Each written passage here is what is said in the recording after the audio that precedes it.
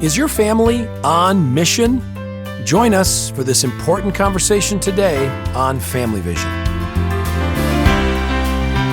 Hi, my name is Amy Rienow. Welcome to Family Vision, the podcast from Visionary Family Ministries, encouraging families through practical, encouraging, and real conversations.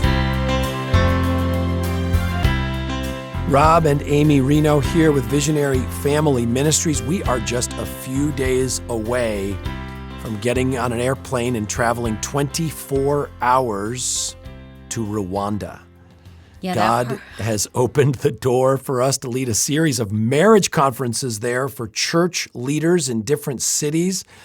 And it is 24 hours of travel. The idea of the 24-hour travel is a little stressful for me. I typically don't sleep on planes, but honestly... Which is partly inaccurate. No, that's very accurate. I do not sleep on planes. Other than the long flight and you have been sleeping the whole time and you wake up at the end and you're like, wow, that went by pretty quick. You're getting confused that with car trips. That's not planes. That's car trips. You slept and you say, no, I don't sleep on planes. Cancel this right now. That is not true. I do not sleep on planes. Okay. Well, then this is going to be a really difficult 24 hours for you. But if you stay awake the whole time, you're going to win on the time change. Because if you stay awake, then you collapse in a bed and you're rebooted and good to go. No, all I'm saying is that I still remember traveling to France with little kids, and I had to drive. I remember that. I had to drive stick shift in a windstorm in the Alps with no sleep, with little kids. And honestly, after I got through that day, the best part of that is that whenever I have to face something without sleep, I now say to myself, you drove the van in the Alps. If I drove stick shift in the Alps with no sleep in a snowstorm after being awake for 24 hours, then my attitude is then I can handle no sleep. So that's my go-to. But we are going to Rwanda. 5 of our kids joining us. JD and Lainey are going to be teaching seminars for youth there on Christian friendships and Christian relationships. Amy and I are going to have the opportunity to share a biblical vision for marriage and marriage ministry with church leaders. You know, there was a horrible genocide in Rwanda a number of years ago, which created a massive fatherlessness, husbandless culture. Mm-hmm. And they are just now rebuilding, and so we're thrilled to have that opportunity. You can learn more about that trip and supporting us. We are super close to being fully funded. You can learn more at visionaryfam.com/Rwanda. Then in Illinois, we'd love to see you. Father-Son Connect morning at Wheaton Academy in West Chicago, November 8th.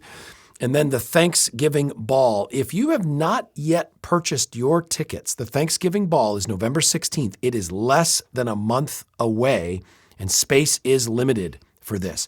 This is an epic night. Get dressed up. Awesome food, family worship, dancing. Get your Christmas family picture taken care of by our photographer. Some people come just for that. Yes, they do. But yes, we are really looking forward to it, and it is filling up. So please, please, please get your tickets if you've not done so, because I think for the first year we might be having to turn people away. There's only so much space at the Abington for our guests. Yep, that's visionaryfam.com. Right on the main page, you will see the Thanksgiving Ball, and huge thank you to the Ozinga Foundation and the B.A. Templeton Foundation, who have so much believed in the ministry of this night that they have helped to sponsor the evening, and we are thankful. Okay, honey, we have been talking about this podcast for months because we had an extraordinary experience this summer. We did a family mission trip to the Dominican Republic with Filter of Hope, along with some other families from our church and the amazing Ferguson family, who we know are Visionary Family podcast listeners. Paul and Michelle, they serve on our board of directors. And really, Paul and Michelle were the point leaders for the trip, and we were partnered up with them. But we wanted to share the story of this trip with you. Really, our intent here is to encourage you to make the sacrifices that it takes to put your families in situations where you can serve, to put your families in situations where you can share the good news of Jesus, and to invest the time and money even into being a part of missions opportunities like this. So, honey, where do you want to start? Let's tell this story. Well, I wanted to start with why we wanted to do a family missions trip in the first place, because Rob, when we began in ministry, Rob was doing high school missions trips every summer. We served as a couple doing that. Then we started bringing our kids, our little kids, on those trips.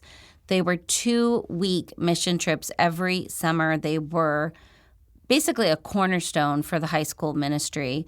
And what we really learned on those trips is that when people work together, when they pray together, when they serve the Lord together, not only are you getting a front row seat to how God is working in other people and how God is working in his kingdom, but you are also building these incredible heart connections that last over so much time. In fact, one of the reasons why we are close with Michelle and Paul Ferguson is that Michelle was a high school student on that first trip, and we became so bonded through that experience. So through VFM, it makes sense that we want to do VFM family missions trips, because why wouldn't you want to take the opportunity to do that as a family?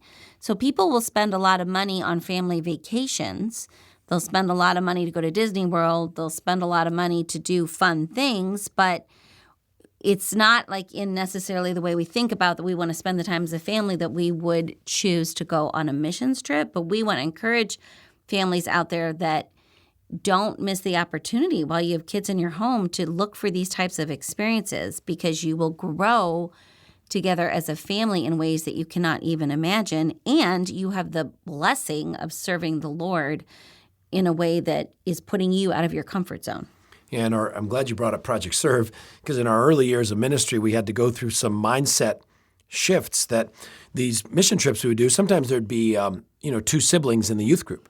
And there was this policy, well, if 2 siblings are going to go on the mission trip, well, they had to be on separate sites. Yeah, before you started. Yeah, so we had 150, 200 students on these trips, and we would divide into sites and teams, and the sites wouldn't see each other because they were in separate locations. Well, if you're going with a sibling, well, obviously you'd have to be separated. And with a parent. That's what I mean. If parents wanted to come and volunteer, well, the parents historically would be on a site different from their own child. And as we stepped into the youth ministry and began to process let's process that. I agree with you.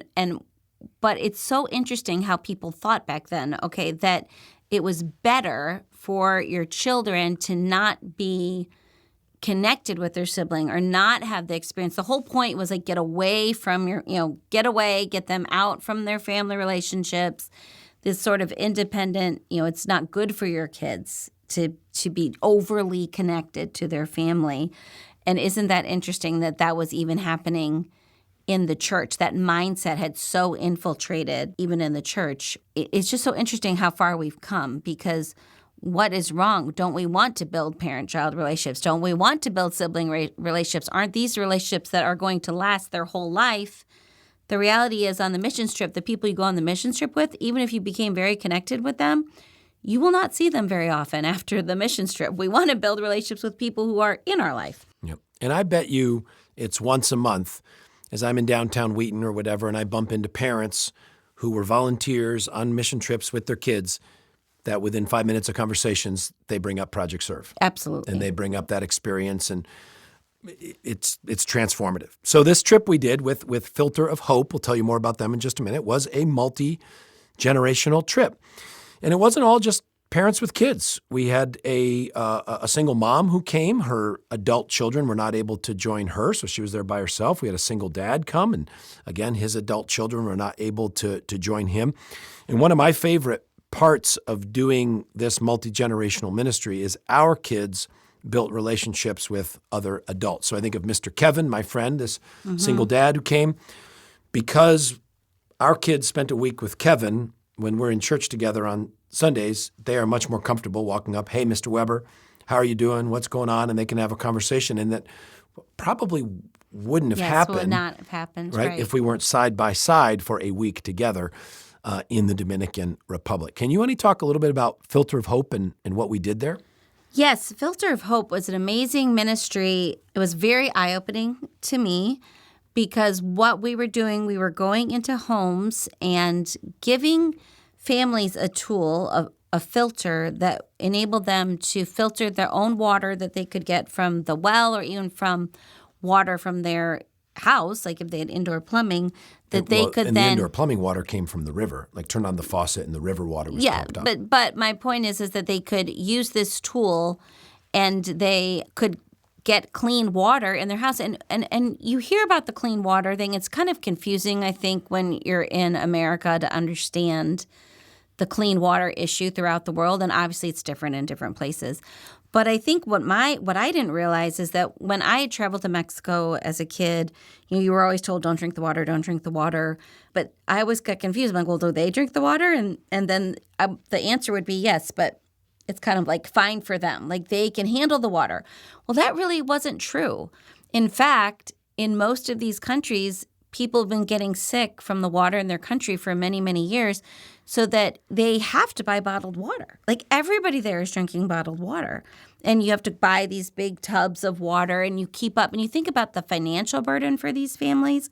So you're giving them a gift not only of the health of being able to have good water, but it's a financial burden lifted because now they can use the water from their tap and use that for cooking and for drinking. And it was really amazing to give people that gift. And then we also were be able to share the gospel because the water filter was just a great tool to share with people the importance of how we can't make ourselves clean before our Heavenly Father, that Jesus is the only way, the filter, the only way that our lives can be purified is by putting our faith and trust in Him. So we were able to go into homes that a local pastor had arranged the homes that we'd gone into. So there was a local pastor highly involved in all the families we were going to. We went into homes. We were able to give them the filter, set it up for them. The kids all took turns in different parts of installing that and then shared the gospel every time. Saw people come to Christ, had great spiritual conversations. I really learned a lot from the people we went to visit, too. It wasn't just like a one-way street where you were coming in, I feel like, with all the answers. You're just building relationships and connecting with people. And it was just a huge blessing to be a part of it. Yeah, there was an object lesson that they taught us to do as we shared the gospel, which I thought was so powerful. There's a real strong Catholic history in the Dominican Republic, and so with that, there's a strong works-based righteousness. If you ask most folks, do you think you're going to go to heaven? They say, well, I hope so. There's not many atheists there. They believe in God. Do you go to heaven? I hope so. Well, why do you think you hope so? Well, I'm trying to be a good person. Hopefully I'm going to do enough good things. So a strong works-based righteousness. So the illustration they had us do was we'd take 2 cups, one scooped out kind of the dirty water, which was the standard water that they had, and then another cup of the pure water, and we'd offer them the dirty water, say, would you like to drink this? And of course, no, we don't want that. We said, okay, well, what if we take a drop of the clean cup and we drop a drop of clean water into the dirty cup? Okay, now would you like it now that a little more clean water's been added? And they're like, well, of course not. No. And we say, well, what if I added more drops and more drops? Well, of course not. And the illustration was that all of us have sinned, all of us have fallen short of the glory of God, and no amount of good works, no amount of praying every day, no amount of going to church, no amount of helping your neighbor or being generous can take away the pollution of our sin, that we need forgiveness through Christ. So it was really powerful and really simple.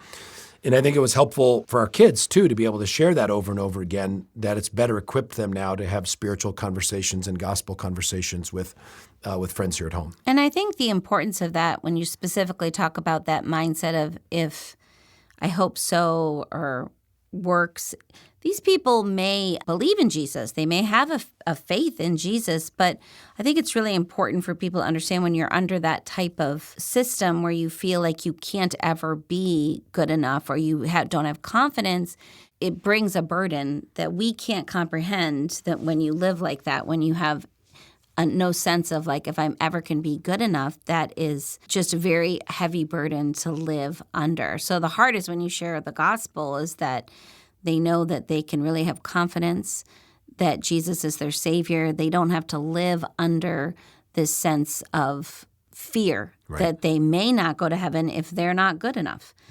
Because that, you can't, that's not sustainable. You can't live under that state of fear and really have freedom in this life.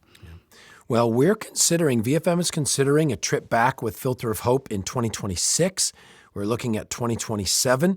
If you're interested in being a part of one of these family mission trips with us, please email us.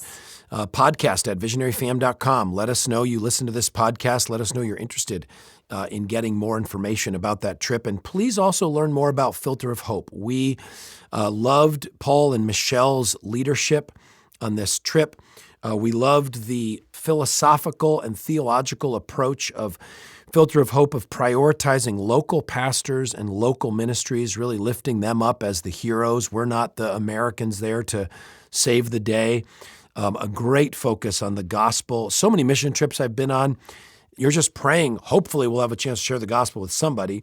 Well, we were able to share the gospel with everybody in every home on this trip. It was incredible. I also think it's so important to understand, I think being there and seeing the poverty and seeing how people really need help. Like you don't really, until you're there and you understand what those dynamics are and how that if our team had not been there, with our kids, with everybody, how long it would have taken that community to distribute all those filters in all of those homes. There's just not the manpower, the resources, even the car. I mean, the lack of cars and the fact that we had a van that would enable us to take us to this place and hit so many houses at one time. So sometimes I think people on the other side here can think, well, really, will I make a difference? Or really, does it matter? Why should we go? Well, it was very evident to me that our time there had a huge impact because that pastor at that church could not have at all reached those people if he didn't have a team of people supporting him. And the only way we could go, or things we had to do to go, we skipped some sports that our kids wanted to be a part of or were planning on being a part of. We skipped some job opportunities, summer things. We skipped, my friends are going here, my friends are going there. Now, I don't hear that, well, we just forced our kids to go on this. My point is that we invested time, we invested money, we skipped stuff that we would have done if we were home, and it was worth every And you do penny. have to raise support. We'll go back to that raising support issue. That again, that's a challenging thing to do. But I want to encourage, again, that the world works this way, and it's worth it to invest in these relationships, invest in these people, and to go see, again, how God is working in other countries and also what people are facing in other countries. Yeah. So learn more about Filter of Hope, whether you join a VFM trip in the future or you just want to get connected with them, filterofhope.org.